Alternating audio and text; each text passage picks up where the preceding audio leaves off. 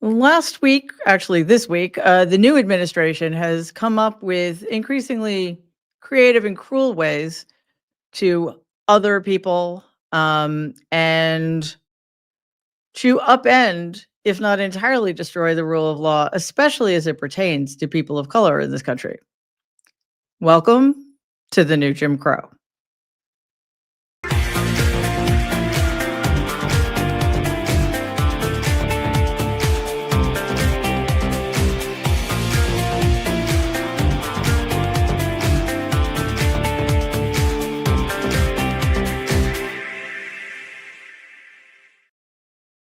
Hello, everybody, and welcome to tonight's episode of Mary Trump Live.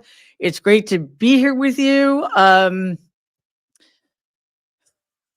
hope you're sitting down. I hope you're hanging onto your hats. I hope you're buckled in. Let's go. Okay, so yesterday, according to a report in The Hill, the Mississippi House passed Bill HB 1484. Sorry, it's actually not funny. I'm breaking my own rule not to be shocked. But check this out. This is a bill that would pay bounty hunters to catch undocumented workers. Take a look at the clip. A proposed House bill creating the Mississippi Illegal Alien Certified Bounty Hunter Program is drawing criticism from immigrant advocacy groups. House Bill 1484, introduced by DeSoto County District Attorney Matthew Barton and sponsored by State Representative Justin Keene, would allow registered bounty hunters to detain undocumented immigrants. The bill also offers a $1,000 reward for tips leading to an arrest. Yeah, because that's going to end well. Because, the best among us are always those who hunt other people down for money. But at least they're being criticized. Listen, this is an extreme bill, but it kind of gets worse. Here are some of the highlights, if you will. Life imprisonment for trespass by a quote unquote illegal alien. By the way, guys, people can't be illegal. The bill also criminalizes undocumented presence as quote unquote illegal trespass and prescribes life imprisonment for this offense. Such conditions, combined with denial of probation, parole, or release, except by the governor, could be seen as creating a system of indefinite incarceration with significant potential for abuse, just like in Jim Crow. How far can this go? All right, I want to point out some of the ways in which the bill is being interpreted and some of the points of exploitation. While the bill does not directly reference forced labor or slavery, life imprisonment without parole for the quote unquote offense of being undocumented, combined with the potential privatization of detention facilities. Quick aside, I don't know if you know this, but stocks in private prisons have gone through the roof since Donald won the election. So the potential privatization of those detention facilities or programs utilizing prison labor could lead to situations where incarcerated individuals are subjected to exploitative conditions. This seriously, it's like they want to bring us back to 1850. They want to bring us back to Jim Crow. This is exactly what happened after Reconstruction collapsed upon itself, thanks in large part to cowardly white Northern Republicans. And newly freed Black people were subjected to basically indiscriminate imprisonment for crimes that didn't even exist. Literally, you could be arrested for loitering or looking at somebody the wrong way. And then they were sent to the turpentine camps. And this condition has been described by historians as worse than slavery. That's what this sounds like to me. The bill also includes DNA sampling and record keeping, which sounds boring and bureaucratic, but also reminds me of another regime that thought that in order to make their inhumanity towards other people seem less awful, they just kept really good records. So we have mandated DNA samples, which would create an extensive database for undocumented immigrants, which introduces heightened surveillance. And if these are linked to exploitative practices such as labor programs for inmates, this could create serious concerns for systemic exploitation. So this is the bounty hunting asset request. I cannot even believe that's a thing we can say out loud. The establishment of a bounty hunter program incentivizes private individuals to apprehend undocumented immigrants. While not explicitly tied to forced labor, such a program could result in increased targeting of vulnerable populations, leading to unjust incarcerations and systemic abuse. There's also a section regarding restrictions imposed post-conviction. Those convicted are barred from accessing things like basic rights, such as voting, public benefits, and legal residency. And these not only exacerbate the problems we have with marginalization, but they create conditions where individuals may be trapped in cycles of detention and disenfranchisement, which could be exploited. Why do we know they could be exploited? Because historically in this country, they always have been. Please tell me again that America is not a racist country. Please try to convince me of that, when every single day we are getting more and more evidence that the thing most devoutly to be wished is that people of color have no rights here.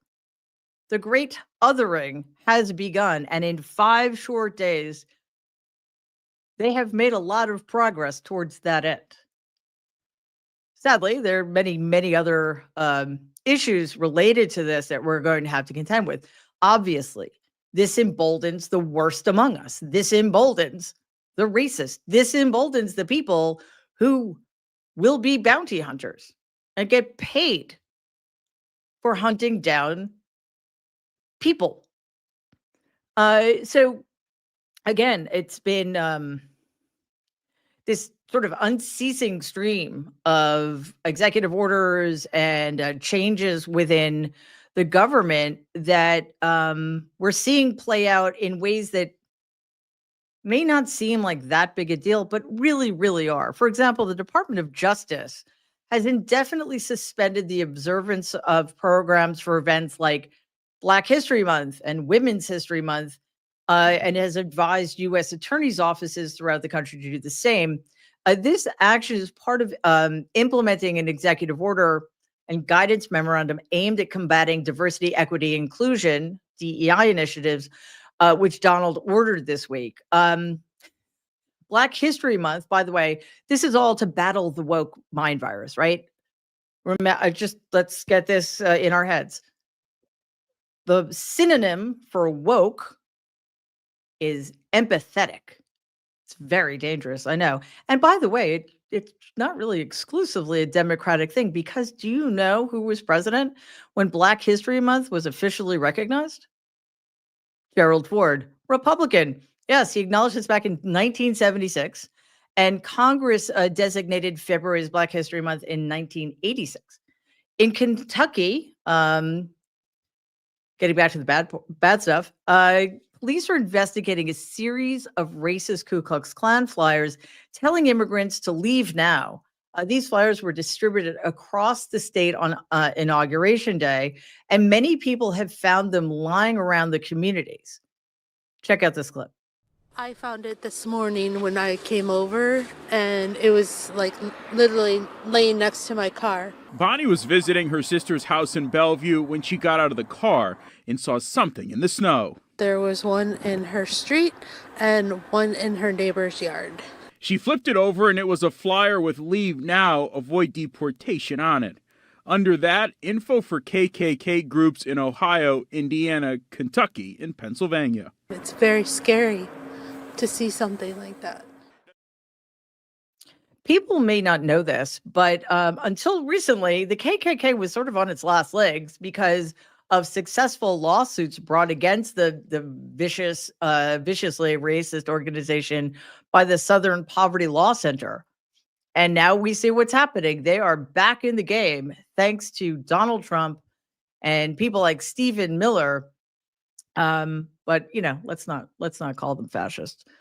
Also, as promised, the ICE raids have begun. The mayor of Newark in New Jersey said that federal immigration agents raided a local establishment on Thursday, January 23rd. The mayor, Ras Baraka, said in a statement that Immigration and Customs Enforcement agents detained multiple people, including United States citizens. According to Baraka, the agents did not produce a warrant. Shocking. Watch this. We begin with that developing story in Newark here tonight. The city's mayor says a business in his city was, quote, raided and 3 people were arrested. Surveillance video shows what appears to be federal immigration agents taking a man into custody outside the Ocean Seafood Depot at Adams and Delancey Streets in Newark Thursday. The owner tells me over the phone agents came in around 11 a.m. asking to see documentation for his employees. They didn't have a court order I didn't even ask. He says a manager tried to show his veterans card, but agents did not accept it. A couple of the guys couldn't show their identification. 3 of them got arrested. 26 years in business, I've never seen anything like this. The mayor of Newark, which is a sanctuary city, is calling the actions egregious. Mayor Ras Baraka saying in a statement ICE agents detained undocumented residents as well as citizens without producing a warrant. One of the detainees is a U.S. military veteran who suffered the indignity of having the legitimacy of his military documentation questioned. So, it's a bad week for the undocumented worker, the immigrant in America, but this administration is not stopping at undocumented workers or people of color or Black Americans. They are out to endanger and marginalize the most vulnerable populations among us, basically anybody who is different from them. Donald's new Secretary of State, the spineless Marco Rubio, has ordered the State Department to freeze passport applications with the X gender marker. Okay. So now they have declared that there are only two genders, and your gender must, according to the federal government, be tied to your biological sex, and you cannot exist as a non-binary person in America anymore, at least if you want a passport.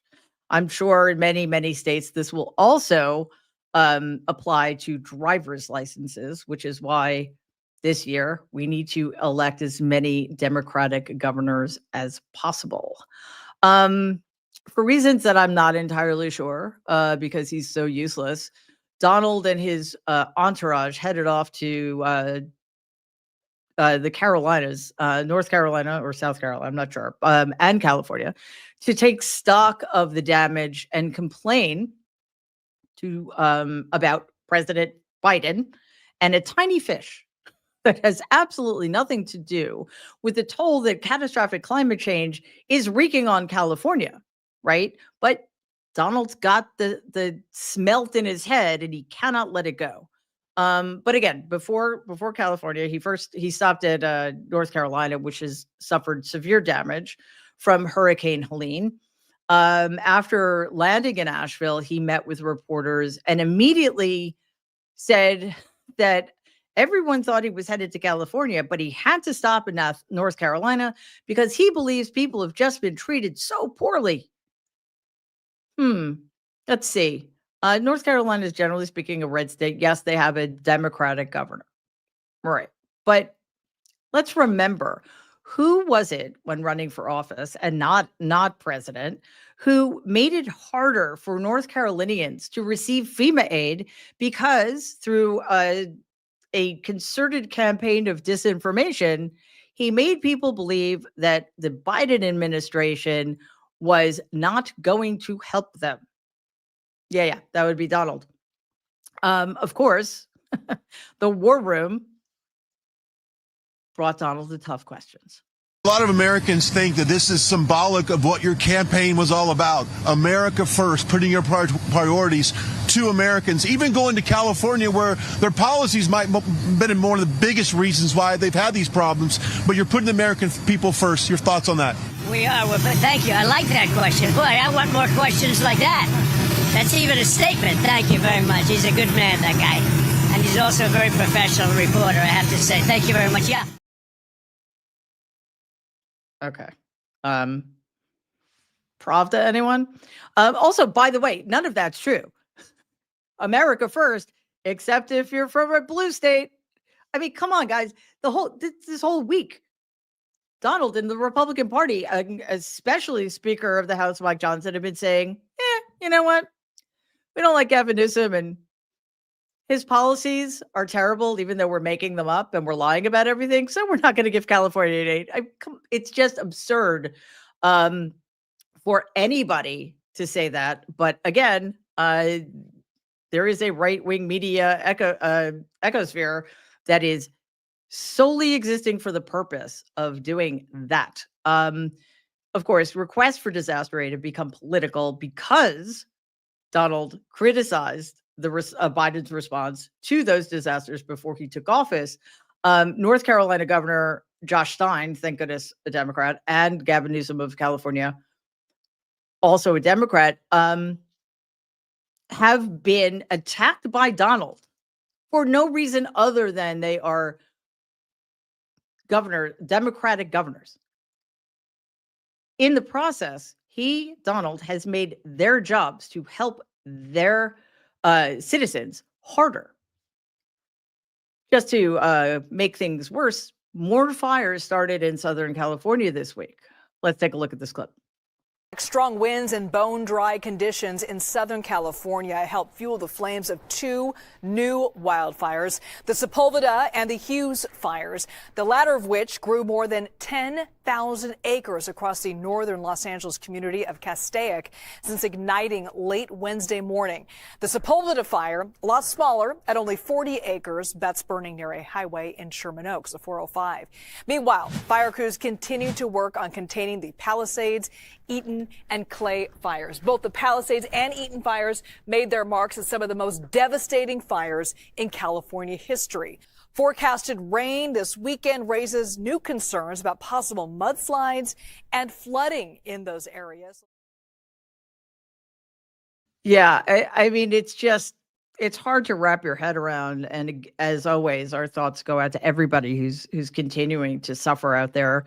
And I had to say that it's kind of a travesty that any elected official who is doing everything, or anybody working towards mitigating these disasters, should have to waste their time meeting with Donald, who is a completely useless person. Remember that Hannity interview that he did a couple of days ago? Just for the sake of being a little extra cruel, it was in two parts. Yeah. So with his usual laser focus, eloquence, and specificity, Donald says that he plans to have a, quote, whole big discussion very shortly, unquote, on the FEMA overhaul, because he'd, quote, rather see the states take care of their own problems, unquote.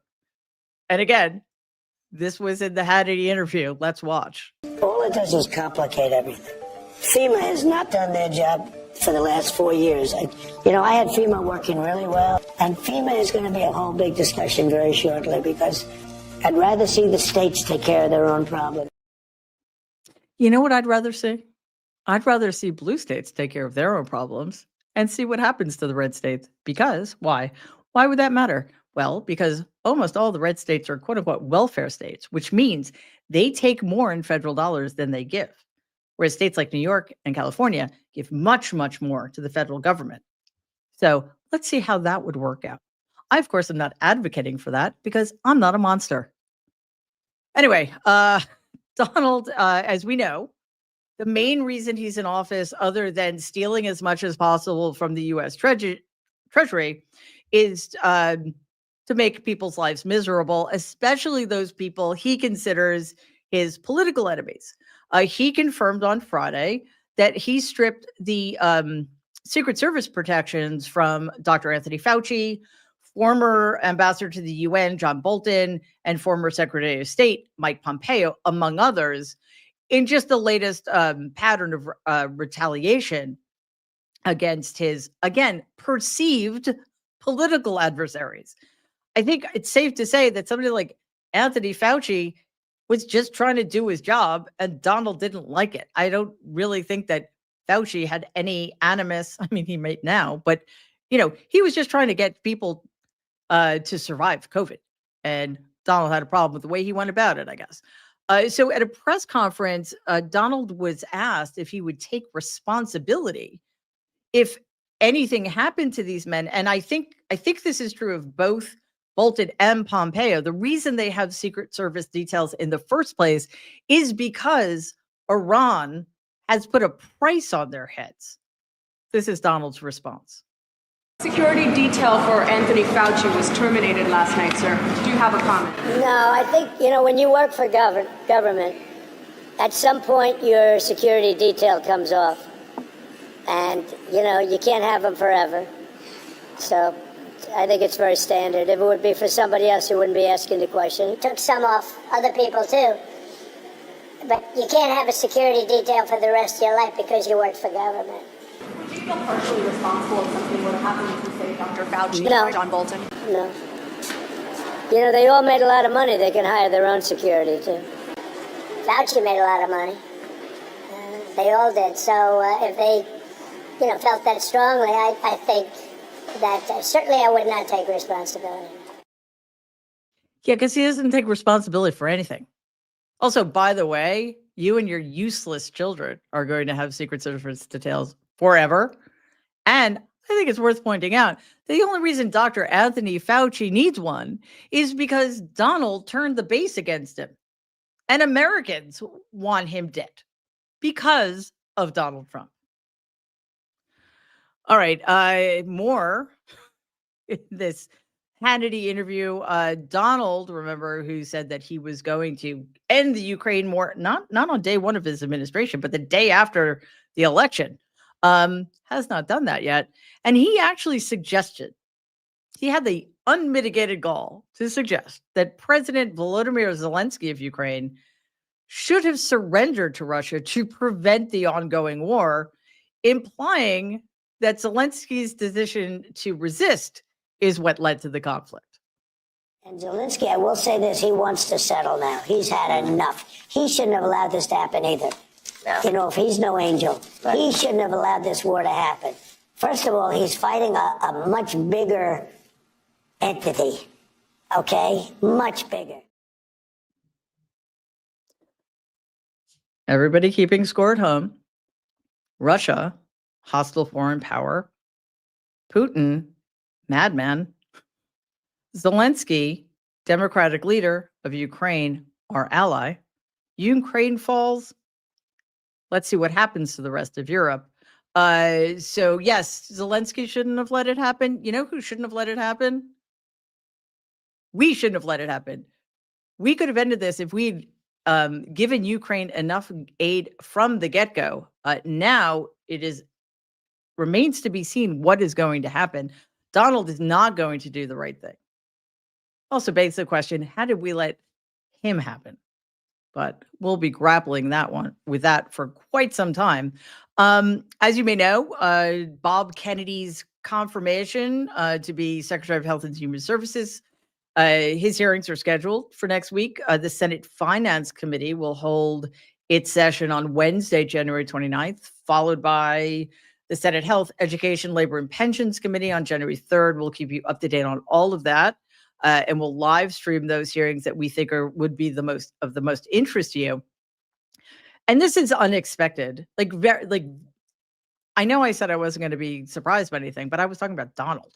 I didn't realize Senator Sheldon Whitehouse of Rhode Island was going to pull the rug out from under me, because now it appears that Democrats are concerned that he might actually support Bob Kennedy's nomination for a position that would put him in charge of the health of all Americans, the anti-vaxxer crazy person who doesn't have a medical degree or any specialty in vaccines, immunology, or endocrinology, right?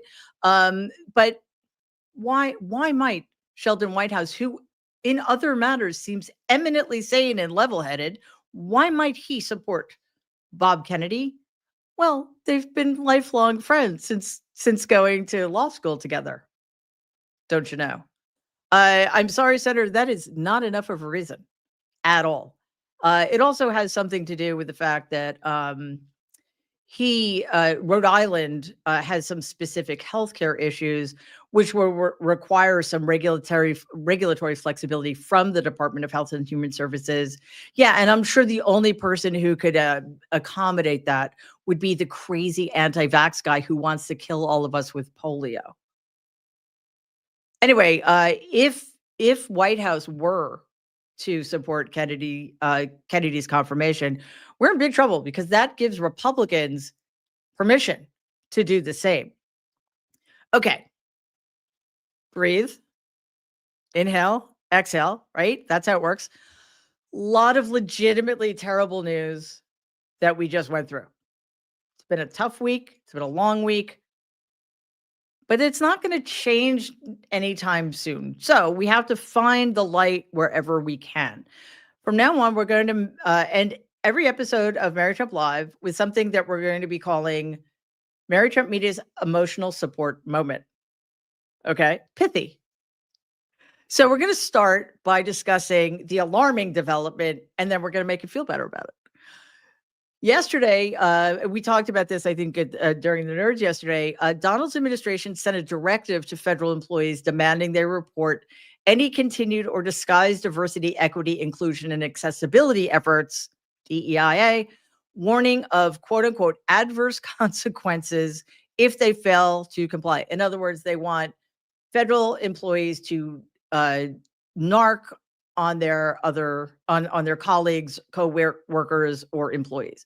The email explicitly states that any contract or personnel position descriptions changed since November 5th, 2024 to obscure DEIA connections must be reported within 10 days and included a DEIA tip line email. You know it's going to happen, right? Okay. This is one of those rare instances where the internet really, really does the work of putting Donald in his place. I would argue, actually, that this may indeed be the reason the whole internet was invented. All right. So after this announcement, there was a surge of fake tips. Social media users began bombarding the email tip line with satirical reports instead of genuine leads. One Blue Sky user mocked the directive by reporting high-profile allies of Donald's, calling them, quote-unquote, unqualified diversity hires. The post reads, "I don't care. Fuck these McCarthyite bastards," with the following email sent to the DEIA tip line. Subject, suspicious hire. Hello. I would like to report multiple executive branch employees who were put in their positions solely because of their race and or gender, despite the fact that they are wholly unqualified for their jobs and, in some cases, have criminal records. Their names: Donald Trump, J.D. Vance, Pete Hegseth, Robert Kennedy, Elon Musk, Stephen Miller. There are many more, but I figure that's enough for now. Once you start pulling that string, you will find all manner of unqualified persons given government jobs solely because of their race and gender. Please drain the swamp. So, one, brilliant. Thank you. Massive props. And two, the good news is the volume of phony reports has overwhelmed the hotline, drawing attention away from any legitimate information Donald's team hoped to collect. Woohoo! It's awesome. Yeah, let's do stuff like that whenever possible. Seriously, get creative. It's amazing. So we went a little long, but I do want to thank our everybody that contributed, everybody for watching, of course, and our super stickers. Just hang on one second. I am having trouble seeing something. Hang on. Sorry, guys. I'm having a little technical difficulty. Just give me a second.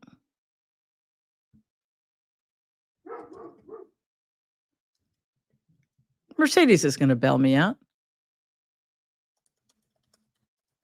Okay. Hopefully we'll fix that. So let me get back to this. Thank you, Demon Fox Akira. Thank you, Jacqueline. Demon Fox, you're on a tear. Thank you. Again, so sorry I didn't get to your questions, but there's so much news. But thanks to everybody, all of our tweets coming over from Twitter, everybody who's going to be listening to this in podcast form. And just to remind you,